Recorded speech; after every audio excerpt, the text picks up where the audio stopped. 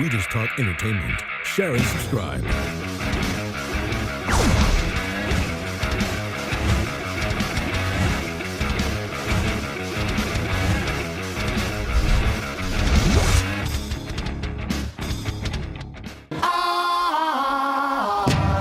Hooked on a feeling, I'm high on believing. Hey guys, welcome to Entertainment Talk Nation. This is Rob. This video we're going to do a review for Guardians of the Galaxy. This will be a non-spoiler review, and the movie starts off basically with Peter Quill, later to be known as Star-Lord, after his mother's death, shortly after, actually right after, he basically gets abducted by the Ravagers, a bunch of space pirates, and for the next 26 years is basically with them. I guess some sort of ways raised by a pirate named Yondu, and I guess kind of like his father figure, always in the movie stressing to Peter how he saved him from getting eaten and things like that. So, and Peter sets off on a little mission to obtain an artifact, which turns out to be very valuable. And once he has it in his hand, pretty much everyone's after him. Although, with the exception of Raccoon, who him and Groot are bounty hunters, but this is what sets everything off. They all get into like a big squirrel on the planet Xandar, and that's where it leads to what everybody saw from the very first trailer with them going and getting arrested. And, you know, the movie from there takes off, and I don't really want to get too into detail because, you know, the spoilers, and there's some really good moments in this movie that I wouldn't want to spoil for you, so I will do that in a separate review for those who don't mind being spoiled. But from that point on, the movie definitely goes in a direction where it progresses very nicely. It flows very seamlessly, and I gotta be honest. I thought they did a fantastic job getting done and accomplishing what they did with this movie in 2 hours. Because you know it is a fairly big cast. You know, outside of the core group, you still have other characters that have to be somewhat developed. And I thought they did a great job with that. Now, in terms of the core group, you know, you have Drax, Rocket, Groot, Star-Lord, Quill, all right, and Gamora, and they each had they definitely all had their fair share of screen time, and you see how this ragtag group gets along because of things that they've been through in the past. And you can see why they are untrustworthy and why they don't trust others. But they get into a situation where they have to trust each other, and that's where the movie really kind of hits home. That's where it really comes from the heart, because for the first time in basically their lives, you figure they're putting their heart, they're putting themselves on the line for each other for the greater good, which is something they've never done before. And that's where it kind of really gets good, and that's what I like about it. The special effects were fantastic, you know, top notch.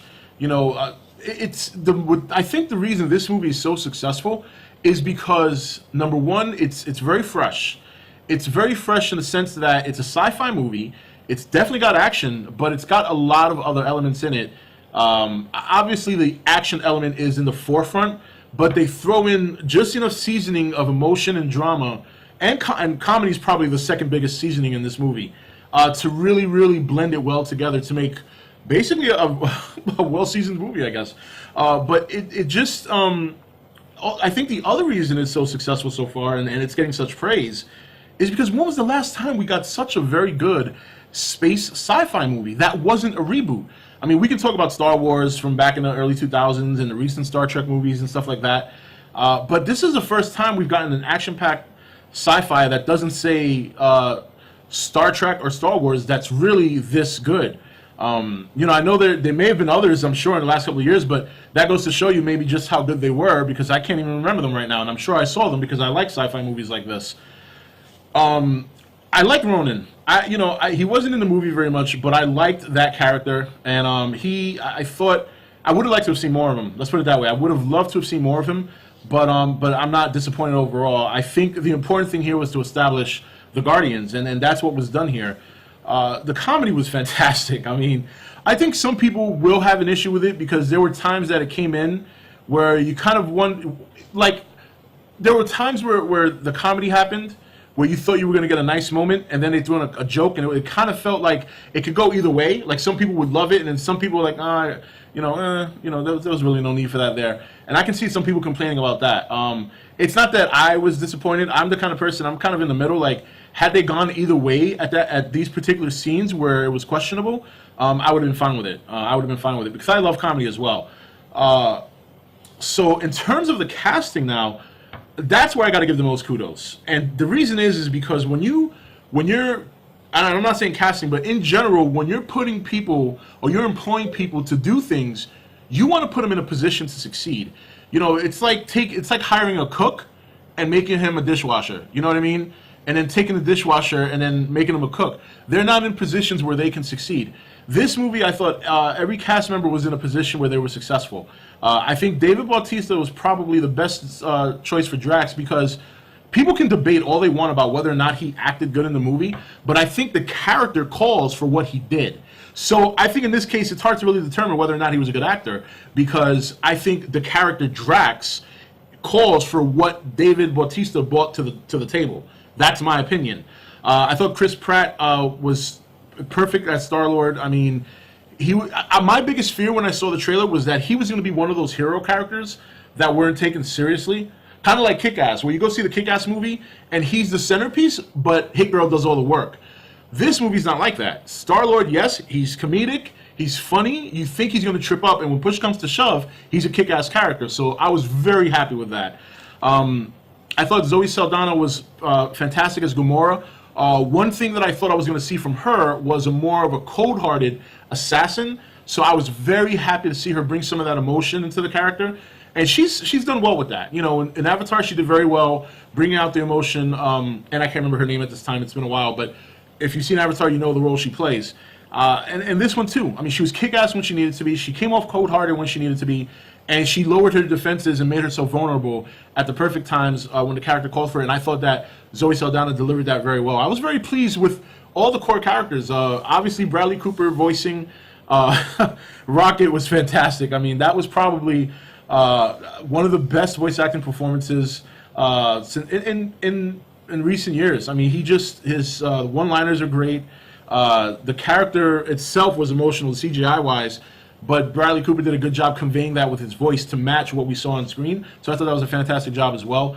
And Groot was just Groot. I mean, Vin Diesel should do more voice acting overall. I mean, he didn't have very many lines in this movie. But if you've seen The Iron Giant, that's one thing I think, that's one place where I think Vin Diesel shines, is voice acting. Not that I haven't enjoyed seeing him, but I think voice acting is the way to go for him in his future. I mean, once he gets a little bit older, I think that's just where he should nail it. And then supporting cast was great. Another example of a veteran supporting cast. Glenn Close, for the small time she was in it, was fine. John C. Reilly was fine. It was nice to see the Stan Lee cameo. He was in there. Michael Rooker, I mean, come on. Merle. I mean, he did great for the time he was in there. It was a very, very good movie. It was very surprising. And I actually lowered my expectations going in because of all the clout this movie was getting. I didn't want to set myself up for disappointment. But this is a movie that really does deliver. The only thing I got to say, with all this said and all this praise that I'm giving the movie does follow the Avenger formula. It does.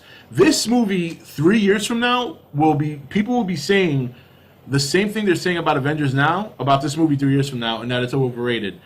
It follows that same formula that worked for Avengers, and I'm not saying approaching that formula or taking that formula is a bad thing. It's not a bad thing to take a movie as successful as Avengers and try to copy that formula again for success. So I think that's what's going to happen with this movie 3 years later, because you have the Ragtag group. They do fight amongst each other. They are looking for an artifact that is very much like the Tesseract. Actually, I think they're both Infinity Stones. Well, they call them stones now. They were gems in the comic. So, I mean, it follows that same format. So while the exterior of the film is very different from Avengers, the premise and the interior is the same. The core, the foundation it's built on, is very much the same. But that doesn't make it a bad movie in the least. It is a very fun movie. It definitely brings more emotion and more drama than Avengers did. Much I gotta say. But I would check it out. It's a pleasant surprise, probably the biggest surprise of the year. I gotta tip my hat off to Marvel for taking something that they own, something like the Guardians of the Galaxy that was not mainstream popular when it came out, even up to maybe recently because of this movie, just the anticipation. and really hitting a home run. I'm talking grand slam, 410 feet over the center field wall. This is Rob signing off for ETN, where we don't do news, we just talk entertainment. Take it easy. Thank you for watching ETN. Don't forget to subscribe and join the Nation Facebook page. You're watching ETN, where we don't do news, we just talk entertainment. Share and subscribe.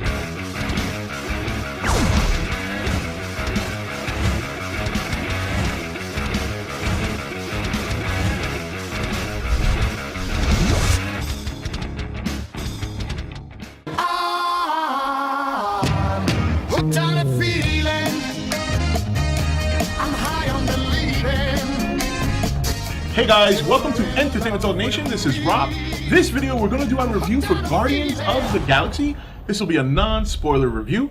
And the movie starts off basically with Peter Quill, later to be known as Star-Lord, after his mother's death, shortly after, actually right after, he basically gets abducted by the Ravagers, a bunch of space pirates, and for the next 26 years is basically with them. I guess some sort of ways raised by a pirate named Yondu, and I guess kind of like his father figure, always in the movie stressing to Peter how he saved him from getting eaten and things like that. So, and Peter sets off on a little mission to obtain an artifact, which turns out to be very valuable, and once he has it in his hand, pretty much everyone's after him. Although, with the exception of Raccoon, who him and Groot are bounty hunters, but this is what sets everything off. They all get into like